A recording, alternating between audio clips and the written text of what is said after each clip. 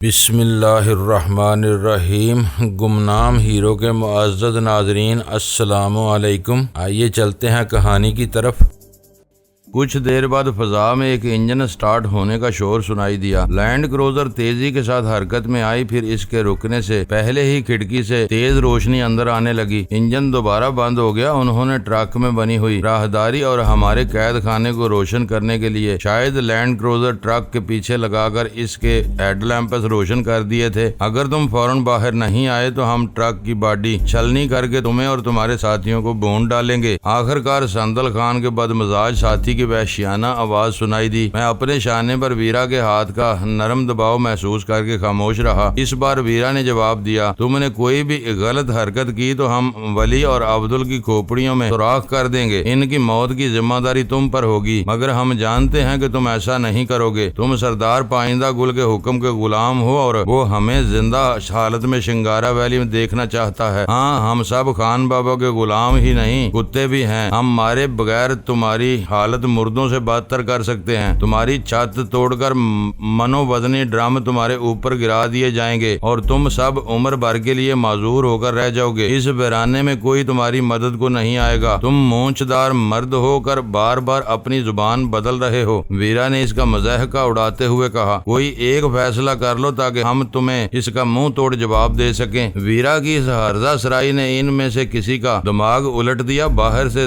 تڑا تڑ کی آواز کے ساتھ کسی خود کار رائفل کا برسٹ مارا گیا اور متعدد گولیاں روشن چوبی کھڑکی سے گزر کر ٹرک کی اس دیوار میں پیوست ہو گئیں جس نے ہمارے قید خانے اور ڈرائیونگ کیبن کو ایک دوسرے سے الگ کیا ہوا تھا۔ ہم سب اس خلا سے دور تھے، اس لیے کسی کا بال بھی بیکا نہ ہو سکا۔ میں اس موقع کی تلاش میں تھا۔ کھڑکی سے گزر کر گولیاں سیدھی اندر آئی تھیں، جس کا مطلب تھا کہ فائر کرنے والا لینڈ کروزر کے ہیڈ لیمپس کے پیچھے کھڑکی کی سیدھ میں تھا۔ باہر سے فائرنگ موقوف ہوتے ہی میں نے باہر کی طرف سیدھا فائر کر دیا۔ گولی کسی آہنی چادر میں پیوست ہونے کی آواز آئی، لیکن میں کسی کو نشانہ بنانے میں کامیاب نہ ہو سکا۔ اسی کے ساتھ ہیڈ لیمپس بجھا دیے گئے۔ وہ جمود اور تعطل کی کیفیت تھی۔ غزالہ ہوش میں آ چکی تھی مگر خوف زدہ تھی۔ اس کے ذہن سے بے ہوشی کی دھند اس وقت صاف ہوئی جب باہر سے گولیوں کا برسٹ مارا گیا۔ تھوڑی دیر بعد سلطان شاہ بھی پوری طرح ہوش میں آ گیا، لیکن ہم سب مل کر بھی اس جمود کو توڑنے کی کوئی راہ تلاش نہیں کر سکے۔ وہ دونوں فریق اپنی اپنی جگہ آزاد اور مسلح تھے، لیکن وہ اپنی جانیں ہتھیلی پر رکھ کر ٹرک پر چڑھ آنے کی ہمت کر سکتے تھے، نہ ہم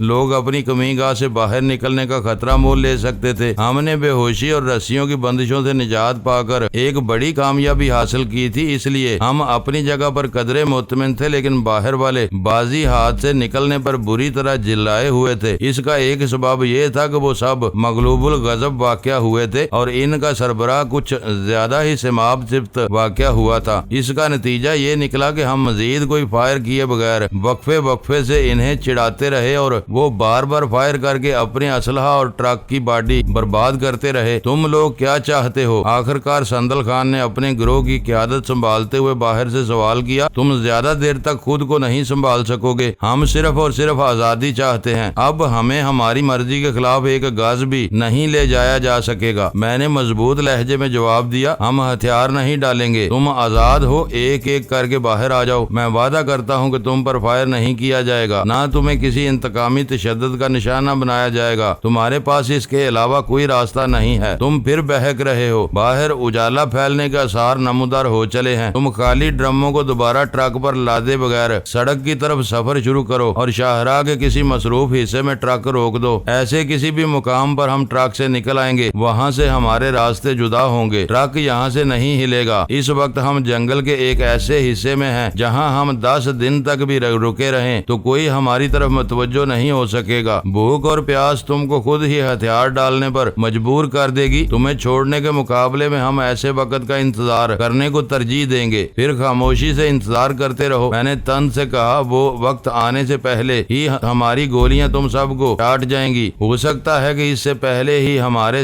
ہمدرد تمہارے سروں پر پہنچ جائیں۔ جہنم میں جاؤ، اب وہاں کی آگ کی تمہارے جسموں کو چاٹے گی۔ تمہارا پیچھا کرتے ہوئے ہمیں وہاں بھی جانا پڑا تو اس سے بھی گریز نہیں کریں گے، اب خاموش ہی رہو۔ ویرا نے سرگوشی میں کہا، ادھر دیکھو، ولی ہوش میں آ رہا ہے۔ ولی ویرا کی لگائی ہوئی ضربات کے نتیجے میں بے ہوش ہوا تھا، اس لیے وہ تیزی کے ساتھ ہوش میں آتا چلا گیا۔ اس کے بے دست و پا ہونے کی وجہ سے ہم دور سے اسے دیکھتے رہے، پھر اجالا ہو جانے کی وجہ سے اندر چھائے ہوئے گھور اندھیرے میں بھی کمی واقع ہوتی جا رہی تھی، جس کی وجہ سے ہم مصنوعی روشنی سے مدد لیے بغیر بھی ایک دوسرے کو خاصی حد تک دیکھ رہے تھے۔ تو تم نے مجھے باندھ لیا ہے۔ پوری طرح ہوش میں آنے کے بعد ولی نے چند گالیاں بکتے ہوئے کہا، معلوم ہوتا ہے کہ تم پر واقعی برا وقت آ کر رہے گا۔ ابھی تک تو نہیں آیا، ویرا احتجاجیہ لہجے میں بولی۔ تم آواز دے کر بلا لو۔ سندل خان ان کے کسی فریب میں نہ آنا۔ وہ اچانک حلق کے بل چیخنے لگا۔ میرے نزدیک وہ ایک شکستہ قیدی کی فریاد تھی، اس لیے میں اسے روکنے کی کوشش کیے بغیر اس کی حالت سے محظوظ ہوتا رہا۔ دوسروں نے بھی اس بارے میں میری تقلید کی اور خاموشی سے بیٹھے رہے۔ ان حرامزادوں نے مجھے دھوکے سے پکڑا ہے، وہ بدستور چیخ چیخ کر باہر والوں کو بتا رہا تھا۔ میرے ہاتھ پیر باندھ دیے گئے ہیں، لیکن یہ اپنے انجام سے نہیں بچ سکیں گے۔ استاد نے ٹرک پر ہر طرح کا بندوبست کروایا ہوا ہے۔ صفدر سے کہو کہ وہ 3 نمبر کھول دے، اور وہ ہمیں بے بس کرنے کی کسی تدبیر کے بارے میں باہر والوں کی رہنمائی کرنے کی کوشش کر رہا تھا، جس پر میں نے چونک کر اپنی جگہ چھوڑی اور اس کے دانے پر پوری قوت سے اپنا ہاتھ رکھ دیا۔ اس کی بات ادھوری رہ گئی۔ اس نے میری ہتھیلی پر کاٹنے کی کوشش کی۔ اس جدوجہد میں جب بھی میری گرفت کمزور پڑتی، وہ اونچی آواز میں بولنے کی کوششیں شروع کر دیتا، مگر میں دوبارہ اس کا منہ دبوچ لیتا، مگر پھر بھی وہ گیس کا لفظ باہر والوں تک پہنچانے میں کامیاب ہو گیا۔ اس دوران میں سلطان شاہ میری مدد کو آ پہنچا تھا۔ اس نے ولی کی دونوں انپٹیوں پر بیک وقت اپنی ہتھیلیوں کی کھڑی ضرب لگائی اور اسے دوبارہ بے ہوش ہونے پر مجبور کر دیا۔ اس سے الگ ہوتے ہوئے میرے ذہن میں تشویش سوار ہو چکی تھی۔ مجھے محسوس ہو رہا تھا کہ ہم نے باہر والوں سے اس کی گفتگو تو نظر انداز کر کے شدید غلطی کی تھی، جو ہمیں مہنگی پڑ سکتی تھی۔ شاید صفدر ان کے تیسرے ساتھی کا نام تھا۔ اس کے لیے 3 نمبر اور گیس کے الفاظ پر مشتمل پیغام میں یقیناً کوئی بات پوشیدہ تھی۔ میں دل ہی دل میں بس یہ امید کرتا رہا کہ کاش صفدر کے لیے وہ پیغام ادھورا ثابت ہو اور وہ ولی کی مجوزہ تدبیر پر عمل پیرا ہونے میں کامیاب نہ ہو سکے۔ بے ہوش کیے جانے سے قبل ولی کی زبان سے ادا ہونے والے ادھورے الفاظ نے باہر والوں کو احساس دلا دیا تھا کہ اسے عین موقع پر دوبارہ پکڑ لیا گیا تھا۔ جب کئی منٹ گزر گئے تو باہر سے سندل خان نے براہ راست ولی کو آواز دیتے ہوئے آگاہ کیا کہ صفدر اس کی باقیہ ہدایات کا منتظر تھا، لیکن ولی اس کا جواب دینے کی پوزیشن میں نہیں تھا۔ ہم لوگ بھی چپ سادے بیٹھے رہے۔ باہر دن طلوع ہو رہا تھا۔ جب روشنی کے انعکاس میں مزید اضافہ ہوا تو ویرا کو تھرماس نظر آ گیا۔ اس میں چائے باقی تھی، لیکن وہ ان تینوں کے لیے ناکافی تھی۔ ویرا نے تھوڑی تھوڑی مقدار غزالہ اور سلطان شاہ کو پلائی اور باقیہ خود پینے لگی۔ میں نے اپنے لیے سگریٹ سلگا لی، لیکن اس دوران میں ہم میں سے کوئی بھی ایک لمحے کے لیے بھی غافل نہیں ہوا تھا۔ ہم سب بیڑیوں کے غول میں گرے ہوئے ہرنوں کی طرح چکنے تھے۔ ولی 3 نمبر کھولنے کے بارے میں کیا بکواس کر رہا تھا۔ طویل خاموشی کے بعد غزالہ نے سرسراتی ہوئی خوفزدہ آواز میں مجھ سے سوال کیا، ہوگا کچھ؟ ویرا مجھ سے پہلے بول پڑی، اپنے ذہن پر زیادہ زور نہ دو اور آنے والے برے وقت کے لیے تیار رہو۔ جو ہوگا وہ دیکھا جائے گا۔ اب لکیر کو پیٹنے کا کوئی فائدہ نہیں۔ مجھے شبہ ہو رہا ہے کہ ٹرک پر کہیں ایسی گیس موجود ہے جو ہم لوگوں کو ہلاک یا بے ہوش یا مفلوج کر سکتی ہے۔ میں نے سرگوشی میں کہا، گیس کی نلکی کو ٹرک کے اس حصے سے ملانے والے والو یا گنڈی کو ہی 3 نمبر کا نام دیا گیا ہے۔ شاید ولی کے علاوہ کسی اور کو 3 نمبر کی اصل اہمیت کا علم نہیں ہے، تو وہ اب ہو جائے گا۔ پیرا بے فکری سے بولی، اس میں کون سی؟ پھر وہی منحوس کلمات۔ سلطان شاہ اضطراب کے عالم میں تیرے سے منمنایا، معلوم ہے کہ ہم بہت برے فن سے ہوئے ہیں، مگر تم کبھی تو خیر کی بات بھی کر لیا کرو۔ شتر مرغ کی طرح گردن ریت میں چھپا لینے سے طوفان نہیں ٹلا کرتے۔ ویرا کی بہت دھیمی آواز سے برہمی ٹپک رہی تھی۔ نرے شہر میں بھی خیر کی امید رکھنے والوں کی کھوپڑی پر جب حقیقت کا گرز پڑتا ہے تو ان پر 14 طبق روشن ہو جاتے ہیں۔ تم خیر کی باتیں سوچتے رہو، خدا کا خوف کرو۔ میں نے ان دونوں کو ملامت کرتے ہوئے کہا، تم لوگ ایسے خوفناک حالات میں بھی ایک دوسرے کے ساتھ نوک جھونک میں الجھے ہوئے ہو، یہ شرم کا مقام ہے۔ نوک جھونک نہیں ہو رہی، تم سن رہے ہو کہ یہ نحوست پھیلا رہی ہے۔ سلطان شاہ نے احتجاج کیا، جو بات ڈینی سمجھ رہا ہے وہ صفدر کی سمجھ میں نہیں آئے گی۔ سبحان اللہ! ویرا کی جلی کٹی آواز ابھری، معلوم ہوتا ہے کہ تمہارے مغز میں صرف کدو کے بیج بھرے ہوئے ہیں۔ ویرا نے لمحے بھر کے لیے خاموش ہو کر ایک گہرا سانس لیا، پھر ہیجان ہمیز سرگوشی کرتے ہوئے بولی، لو شاید اس مردود نے 3 نمبر کھول دیا ہے، کسی گیس کی بو آ رہی ہے، تم اسے کسی کے معدے کا قصور سمجھتے رہو، میں اپنا سانس روک رہی ہوں، لکھ لو کہ اب وہی بچے گا جو سانس روک سکے گا۔ اسی وقت میرے نتنوں سے کسی قسم کی تیز اور میٹھی میٹھی بو ٹکرائی اور میں نے اپنا سانس روک لیا۔ اسی وقت عبدل نے ہولے ہولے کراہنا شروع کر دیا۔ وہ انجیکشن کے اثر سے باہر آ رہا تھا، لیکن اس کے استقبال کے لیے وہاں گیس کا اخراج شروع ہو چکا تھا۔ اس وقت مجھے اس کے بجائے اپنی فکر پڑ گئی تھی۔ غزالہ قریب آ کر میرے بدن سے بری طرح چپک گئی اور میرا بازو پکڑ کر بولی، وہ وحشی ہماری ناکام بغاوت کو معاف نہیں کریں گے، اس زہریلی گیس کی مدد سے ہمیں مار ڈالیں گے، سانس روکنے کی کوشش کرو۔ میں نے اپنے سینے میں رکا ہوا سانس خارج کرتے ہوئے کہا، کھڑکی سے آنے والی ہوا گیس کو جلد ہی صاف کر دے گی۔ غزالہ کو وہ ہدایت دیتے ہوئے مجھے یہ امید بھی تھی کہ وہ جیسی بھی گیس ہو، اس کا ذخیرہ بہت محدود ہوگا۔ ایک بار وہ ذخیرہ خالی ہونے کے بعد تازہ ہوا بہت تیزی کے ساتھ اپنا کام دکھانا شروع کر دیتی۔ وہ تکلیف بس چند منٹ کی تھی۔ میں نے سانس روکنے سے پہلے اپنے خالی پھیپھڑوں کو ہوا سے بھرنے کی کوشش کی اور میری آنکھوں کے سامنے تاریکی ناچنے لگی۔ غزالہ کے بدن کا سارا بوجھ میرے اوپر آ گیا۔ اس کے بعد مجھے گرد و پیش کی کسی چیز کا کوئی ہوش نہیں رہا۔ ولی کی دی ہوئی ادھوری ہدایت اپنا رنگ دکھا چکی تھی۔ میرے ذہن میں بھولی بھولی سی آخری امید یہ تھی کہ وہ کوئی زہریلی گیس نہیں تھی۔ اس کے اثرات مہلک ہوتے تو ولی کبھی بھی صفدر کو 3 نمبر کھولنے کا مشورہ نہ دیتا۔ وہ خود ہمارا قیدی تھا، اس کے ہاتھ پیر بھی بندھے ہوئے تھے۔ اس سے یہ توقع نہیں کی جا سکتی تھی کہ سردار پائندہ گل کے آدمیوں کی سرخ روئی اور سر بلندی کے لیے وہ ہمارے ساتھ اپنی موت کا بھی بندوبست کر لے گا۔ مجھے دوبارہ ہوش آنا شروع ہوا تو مجھے اپنے پپوٹے اٹھانے میں بھی شدید دشواری ہو رہی تھی۔ پھر میرے کانوں میں غزالہ کی مسرت امیز آواز آئی، دیکھو انہیں بھی ہوش آنا شروع ہو گیا ہے، اپنی جگہ پڑی رہو، وہ بھی ہوش میں آ ہی جائے گا۔ وہ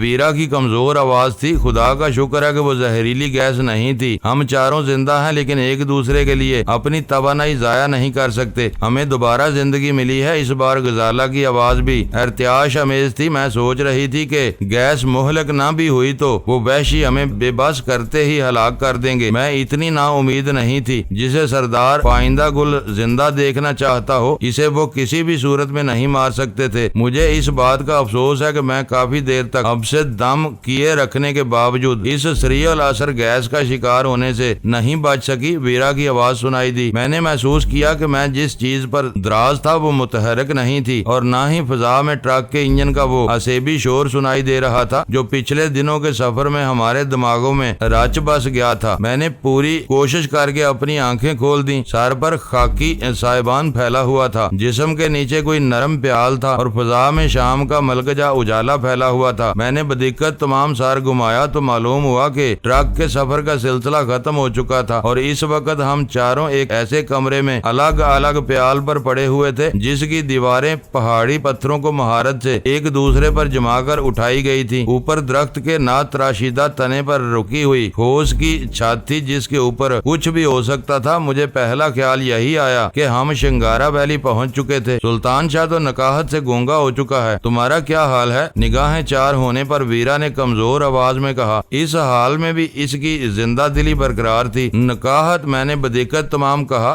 گیس کے یہ اثرات شاید رفتہ رفتہ ہی جائیں گے۔ گیس کے اثرات نہیں، یہ بھوک اور پیاس کی کمزوری ہے جس نے ہم چاروں کو لٹایا ہوا ہے۔ وہ لوگ ہمارا کچھ اور تو بگاڑ نہیں سکے، بس سزا میں کھانا پینا بند کر دیا تھا۔ اب شنگارا ویلی تک ہمیں یہی سزا بھگتنی ہوگی، اس میں کوئی رعایت نہیں ملے گی۔ تو کیا ہم شنگارا ویلی میں نہیں ہیں؟ سلطان شاہ کی تحیر زدہ مگر کمزور آواز ابری۔ میں تقریباً 40 منٹ سے ہوش میں ہوں۔ سندل خان ہماری خیر خبر لینے آیا تھا، اس سے میری بات ہوئی ہے۔ ویرا رک رک کر بتانے لگی، ہمیں لانے والوں میں سے سندل خان کے علاوہ سب لوگ واپس جا چکے ہیں۔ ٹرک والے واپس پاکستان چلے گئے۔ سبقت اللہ کے انتظار میں 20 آدمیوں کا ایک لشکر یہاں موجود تھا۔ وہ انہیں لے کر جلال آباد کی طرف لوٹ گیا ہے، جہاں وہ لوگ فوجی رسد کے ایک روسی کانوائے پر شب خون ماریں گے۔ ہمیں کوئی بندوبست ہونے تک یہاں رکھا گیا ہے۔ سندل خان کے علاوہ یہاں کئی مقامی محافظ بھی ہیں جو بالکل ہوش ہیں، مقامی بولی کے علاوہ کوئی زبان نہیں جانتے۔ مگر اس جگہ کا نام کیا ہے؟ میں نے اس کی بات کاٹ کر پوچھا۔ یہ چیخا سرائے کا کوئی مضافاتی ویرانہ ہے جہاں ان لوگوں کا مستقل کیمپ قائم ہے۔ شاید ہیروین اور انسانوں کی اسمگلنگ میں اس اڈے کو ٹرانزٹ کیمپ کے طور پر استعمال کیا جاتا ہے۔ اور باہر کا کیا حال ہے؟ میں نے متجسس ہو کر سوال کیا۔ بستر سے اٹھنے کا دام ہی نہیں ہے۔ زندگی کے احساس کے لیے اتنا کافی ہے کہ زبان چل رہی ہے۔ جن لوگوں کو بولنے کا ہیضہ ہوتا ہے وہ قبر میں بھی بولتے رہتے ہیں۔ سلطان شاہ زہریلی ہنسی کے ساتھ بولا، دیکھنا پڑے گا تم زندوں میں ہو یا مر کر بول رہی ہو۔ آخا! ڈینی کے ہوش میں آتے ہی گونگا بھی بولنے لگا۔ ویرا برا مانے بغیر بولی، میں تو تمہیں لکھ لکھا سنگانے کے بارے میں سوچ رہی تھی۔ ڈینی نے تمہیں کسی لاڈلے بچے کی طرح بگاڑا ہوا ہے۔ کھانے پینے کے بارے میں کچھ سوچو۔ سلطان شاہ یک بیک سنجیدہ ہو گیا۔ اس حالت میں تو ہم مردوں سے بھی بدتر ہو کر رہ گئے ہیں۔ یہی حال رہا تو رفتہ رفتہ زبان بھی جواب دے جائے گی۔ اس نے بستر سے اٹھنے کی کوشش کی اور اس میں کامیاب بھی ہو گیا، مگر اس مشقت کے نتیجے میں چند لمحوں کے لیے آنکھوں میں اندھیرا سا ناچ کر رہ گیا۔ فی الحال دیواروں میں چنے ہوئے پتھر چبا سکتے ہو، ویرا سلطان شاہ سے کہہ رہی تھی۔ میں نے سندل خان کی بہت خوشامد کی، لیکن وہ بالکل بھی نہ پسیجا۔ وہ تھوڑی دیر بعد دوبارہ آئے تو تم بھی بات کر لینا۔ اس کمرے میں کوئی کھڑکی نہیں تھی۔ ایک دور افتادہ دیوار میں گزرنے کا راستہ چھوڑ دیا گیا تھا جس پر ٹاٹ کا پردہ لہرا رہا تھا۔ اس وقت مجھے احساس ہوا کہ فضا میں خنکی کافی بڑی ہوئی تھی۔ سورج غروب ہونے کے بعد وہ خنکی ہمارے لیے ناقابل برداشت بھی ثابت ہو سکتی تھی، مگر اس کے مقابلے کے لیے وہاں کمبل یا اسی قسم کی کوئی اور چیز نظر نہیں آ رہی تھی۔ کمرے میں تنکوں کی ایک بڑی سی چٹائی اور مٹکے کے علاوہ کچھ بھی نہیں تھا۔ مٹکے پر نگاہ پڑتے ہی میرے جسم میں توانائی کی ایک نئی لہر دوڑ گئی۔ اس عالم میں پانی کی تھوڑی سی مقدار بھی ہمیں بہت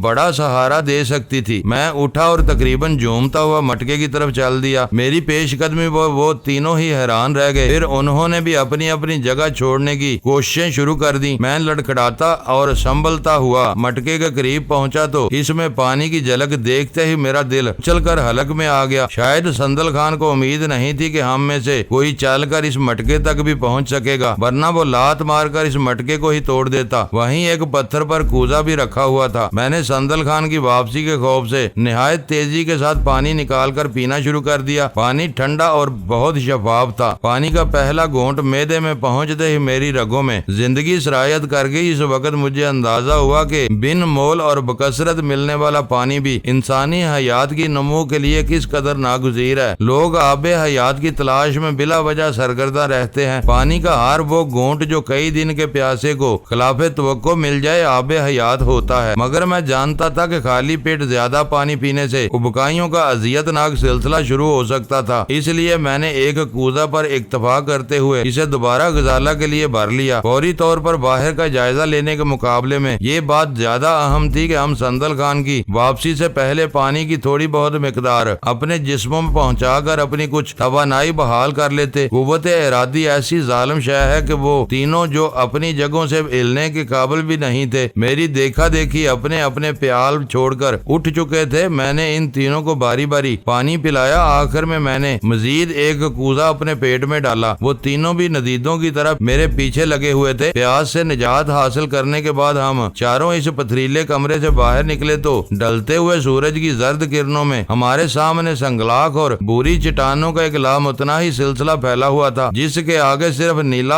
آسمان نظر آ رہا تھا۔ ہمارا کمرہ ایک ٹیکری پر بنا ہوا تھا۔ کچھ فاصلے پر ایک عجیب اور خوفناک شخص اونچی سی چٹان پر رائفل سنبھالے موجود تھا۔ اس کے سر پر بہت بڑی پگڑی اور سینے پر لمبی سی سیاہ داڑھی لہرا رہی تھی۔ ہم پر نگاہ پڑتے ہی اس نے وحشت زدہ آواز میں چیخ کر کچھ کہا۔ اس کا ایک لفظ بھی ہمارے پلے نہیں پڑ سکا۔ میں نے اسے مخاطب کرنے کا ارادہ کیا ہی تھا کہ اس نے رائفل کی نال سیدھی کی اور نشانہ لینے کی زحمت کیے بغیر دائیں کی پرہول آواز کے ساتھ فائر کر دیا۔ اس کی چلائی ہوئی گولی نے ہم سے چند گز کے فاصلے پر چٹان کے ریزے اڑا کر رکھ دیے۔ ہم بکھلاہٹ کے عالم میں پلٹ کر اسی پتھریلے کمرے کی طرف دوڑ پڑے جہاں سے برآمد ہوئے تھے۔ ہم چاروں کے اندر پہنچنے تک وہ شخص دوسرا فائر بھی کر چکا تھا۔ اس بار گولی ہمارے عقب میں پڑی تھی اور باریک سنگریزوں کی برسات ہمارے جسموں تک بھی پہنچی تھی۔ وہ بلا شبہ بہترین نشانہ باز تھا اور ایک لمحہ بھی ضائع کیے بغیر اپنی مرضی کے مقام پر فائر کرنے پر قادر تھا۔ اگر اس نے ہمیں خوفزدہ کرنے کی بجائے مارنے کا ارادہ کر لیا ہوتا تو آنن فانن میں ہماری تعداد نصف ہو سکتی تھی۔ میرے لیے وہ تجربہ بہت وحشت انگیز تھا۔ اس سے تو بہتر تھا کہ ہم ڈان کوانگ فو کے آدمیوں کے ہی ہاتھ لگ جاتے۔ اندر پہنچنے کے بعد ویرا نے ہانپتے ہوئے تنفر امیز لہجے میں کہا، یہ تو بالکل ہی اجاڑ ہیں، بھول جاؤ، ان سب کو بھول جاؤ۔ سلطان شاہ بڑبڑایا، ہماری بدعمالیاں ہمیں ان پہاڑوں میں لائی ہیں، ایک دن ایسی ہی رائفلوں سے نکلی ہوئی گولیاں ہمارے بیجے اڑا دیں گی۔ سندل خان نے ہمیں بلا وجہ آزاد نہیں چھوڑا ہوا ہے۔ میں نے پرتشویش نظروں سے ان کے زرد چہروں کا جائزہ لیتے ہوئے کہا، اب وہ اپنے علاقے میں ہیں اور رازداری کی الجھن میں پڑے بغیر اپنے فیصلوں کو نافذ کرنے کا اختیار رکھتے ہیں۔ ہمیں یہاں ہر قدم پھونک پھونک کر رکھنا ہوگا۔ ہم نے بے نتیجہ محاذ آرائی مول لے کر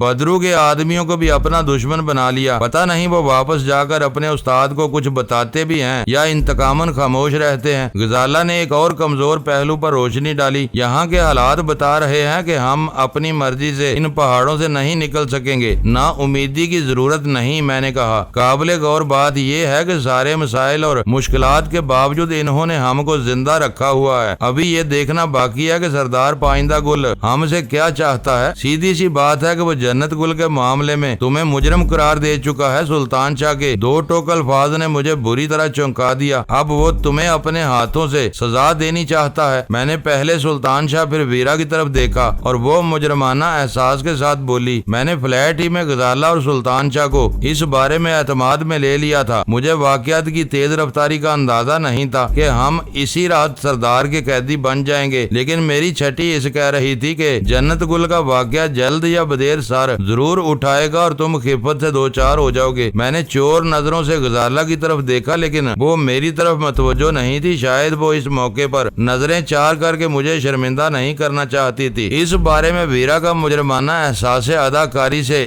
زیادہ کچھ نہیں تھا۔ میں نے خود ہی اس سے فرمائش کی تھی کہ وہ موقع نکال کر جنت گل کا قصہ غزالہ کے کانوں سے گزار دے، اور اس نے میری فرمائش بحسنوں خوبی پوری کر کے مجھے ایک بہت بڑی دشواری سے بچا لیا تھا۔ میں نے اپنی پوزیشن مزید مضبوط کرنے کے لیے ویرا پر خفگی کا اظہار کرتے ہوئے کہا، کیا میں نے تمہیں اس لیے اعتماد میں لیا تھا کہ تم وہ کہانی ہر ایک کو سناتی پھرو؟ یہ دونوں ہر ایک کے زمرے میں نہیں آتے۔ ویرا نے نرمی سے کہا، اچھا ہی ہوا کہ میں نے یہ کام پہلے کر لیا۔ موجودہ حالات میں تمہاری اس کہانی پر غزالہ تک یقین نہ کرتی، وہ بعد میں تراشا ہوا عذر بن کر رہ جاتی، اور پھر سردار پائندہ گل تو وہی قصہ اٹھائے گا۔ شاید اسے یقین نہیں آ سکا کہ تم جان کے خوف کی وجہ سے جنت گل کے اشاروں پر ناچنے کے لیے مجبور ہو گئے تھے۔ بظاہر یہی معلوم ہوتا ہے، اصل بات تو شنگارا ویلی پہنچنے کے بعد ہی سامنے آ سکے گی۔ میں نے دھیمے سے کہا، ویرا کیا ہم اس ناخوشگوار ذکر کو فی الحال بھول نہیں سکتے؟ اچانک غزالہ نے بدمزگی سے کہا، جو ہو چکا اس پر رونا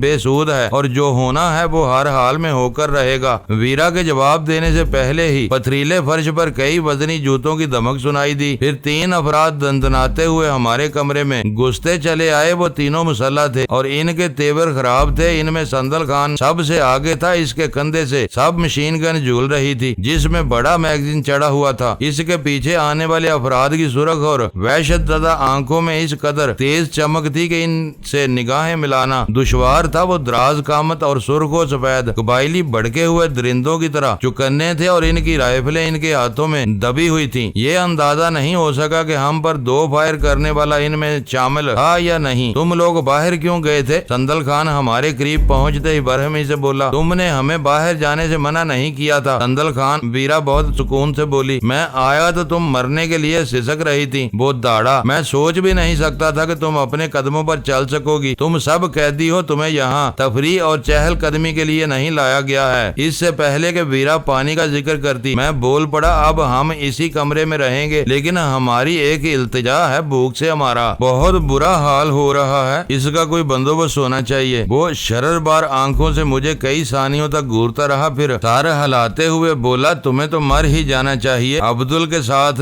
تم ہی نے کی تھی۔ اگر تم خان بابا کے بڑے قیدی نہ ہوتے تو تمہاری ہڈیاں توڑ دیتا۔ وہ میری سرزمین تھی، میں نے وہاں ہر چال چل کر دیکھ لی مگر کامیاب نہ رہا۔ اب ہم تمہاری سرزمین پر تمہارے قیدی ہیں اور خود کو تمہارے حوالے کر چکے ہیں۔ یہاں کی سزا یابی عجیب معلوم ہوتی ہے۔ اس کی شعلے برساتی ہوئی نگاہوں میں لمحہ بھر کے لیے نرماہٹ نمودار ہوئی جو فوراً غائب ہو گئی، اور وہ بفر کر بولا، میں تمہیں کھلاؤں گا، تم میرے آدمیوں کو پہاڑوں میں دوڑا کر ہلکان کرتے پھرو۔ ہم تھک چکے ہیں، میں وعدہ کرتا ہوں کہ اب شنگارا ویلی پہنچنے تک ہم کوئی غلط حرکت نہیں کریں گے۔ ہم نے سمجھ لیا ہے کہ سردار پائندہ گل جسے بلانا چاہے اسے دنیا کی کوئی طاقت نہیں نہیں روک سکتی۔ خوب، اس بار اس کے پتلے پتلے ہونٹوں میں احتجاجیہ مسکراہٹ ابھر آئی۔ تو یہ قول ٹھیک ہی ہے کہ بھوک اور پیاس ہاتھیوں تک کا دماغ درست کر دیتی ہے۔ پھر اس نے اچانک ایک غیر متعلقہ سوال کیا، تم مسلمان ہو؟ تم تینوں؟ یہ میم تو پریشان ہوگی۔ میں بھی مسلمان ہوں، ویرا جٹ سے بول پڑی۔ میرا باپ ہندوستانی تھا اور میرا نام فرزانہ ہے۔ اس کے دعوے میں تسلسل تھا، حالانکہ اس نے فلیٹ پر سردار پائندہ گل کو اپنا نام فرزانہ بتایا تھا۔ پھر اس نے راستے میں عبدل کو اپنے پاکستانی باپ کی کہانی سنانے بیٹھ گئی تھی۔ ہم تینوں پکے مسلمان ہیں۔ میں نے ویرا کی تردید کیے بغیر اس سے کہا، تمہیں حلف لینا ہوگا کہ تم میرے ساتھ وعدہ خلافی نہیں کرو گے، اسی کے بعد تمہارے کھانے پینے کا بندوبست کرایا جا سکے گا۔ میں صرف تمہاری باتوں پر آنکھیں بند کر کے اعتبار نہیں کر سکتا۔ میں تیار ہوں، میں نے آہستگی سے جواب دیا، لیکن کیا یہ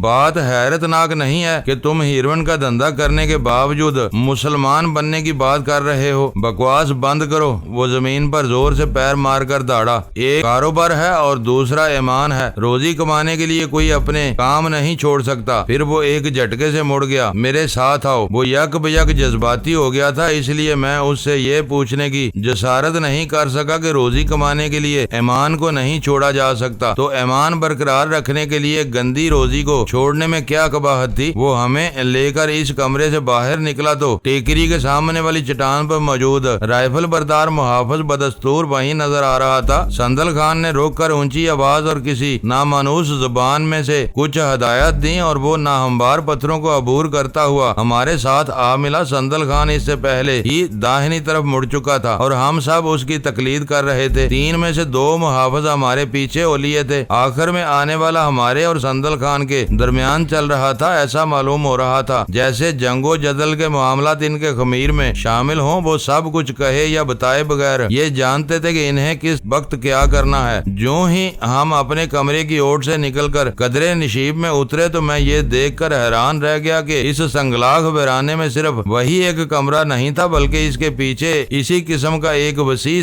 سنگی احاطہ نظر آ رہا تھا جس میں بڑی بڑی چھتوں والے کئی کمرے نظر آ رہے تھے اور ایک طرف بنی ہوئی گارے کی چمنی میں سے سرمئی دھواں بل کھاتا ہوا دھیرے دھیرے وادی میں پھیل رہا تھا۔ سندل خان ہماری اس عمارت کی طرف رہنمائی کر رہا تھا جو ہم کو بہت قریب نظر آ رہی تھی۔ بظاہر وہ فاصلہ چند منٹ سے زیادہ کا نہیں تھا، لیکن پرپیچ چٹانوں میں سے گزر کر نشیب میں اترنے کی وجہ سے دو مرتبہ ایسے مقامات بھی آئے جب وہ وسیع مکان اور اس کی چمنی سے نکلتا ہوا دھواں تک ہماری نگاہوں سے اوجھل ہو گیا۔ تقریباً 15 منٹ تک مسلسل چلتے رہنے کے بعد ہم ہوا کے رخ پر پہنچے تو فضا میں موجود بنے ہوئے گوشت کی اشتہا انگیز بو نے مجھے بے چین کر دیا۔ مجھے حیرت تھی کہ ہمارے کمرے سے اس وسیع و عریض ڈیرے کا فاصلہ اتنا زیادہ تھا تو سندل خان فائر ہونے کے فوراً بعد ہی ہم تک کیسے پہنچ گیا تھا، لیکن وہ سوال کرنے کا موقع نہیں تھا۔ میں خاموشی کے ساتھ سندل خان کے پیچھے چلتا رہا۔ اس احاطے کی دیوار بھی پتھروں کو ایک دوسرے پر جما کر بنائی گئی تھی۔ دیوار کی موٹائی کسی بھی طرح 2 فٹ سے کم نہیں تھی۔ پتھروں کے درمیان سے جھانکتی ہوئی خالی دراڑ میں اس بات کی گماز کر رہی تھی کہ کوہستانی باشندوں نے ان پتھروں کو آپس میں جوڑنے کی کوئی ضرورت محسوس نہیں کی تھی۔ وہ ایک منزلہ حویلی قدیم اور روایتی انداز میں بنائی گئی تھی۔ اندر داخل ہوتے ہی وسیع و عریض صحن تھا۔ اس سے آگے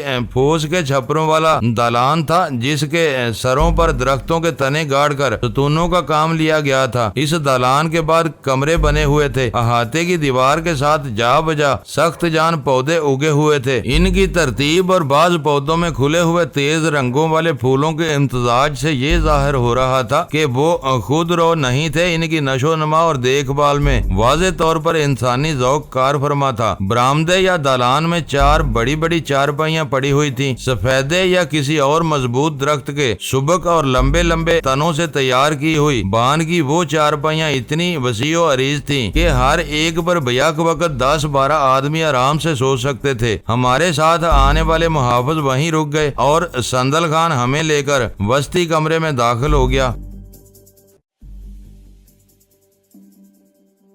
معزز ناظرین، لائک کریں، شیئر کریں اور کمنٹس باکس میں پاک آرمی زندہ باد، پاکستان پائندہ باد کا نعرہ ضرور درج کر کے اپنے ملک پر فخر کریں اور پاکستان کی بنیادیں مضبوط کرنے میں اپنا کردار ادا کریں۔ ویڈیو دیکھنے کا شکریہ۔ معزز ناظرین، اپنا خیال رکھیے گا اور ہمارے چینل کا بھی۔ ISI پاک آرمی زندہ باد، پاکستان پائندہ باد۔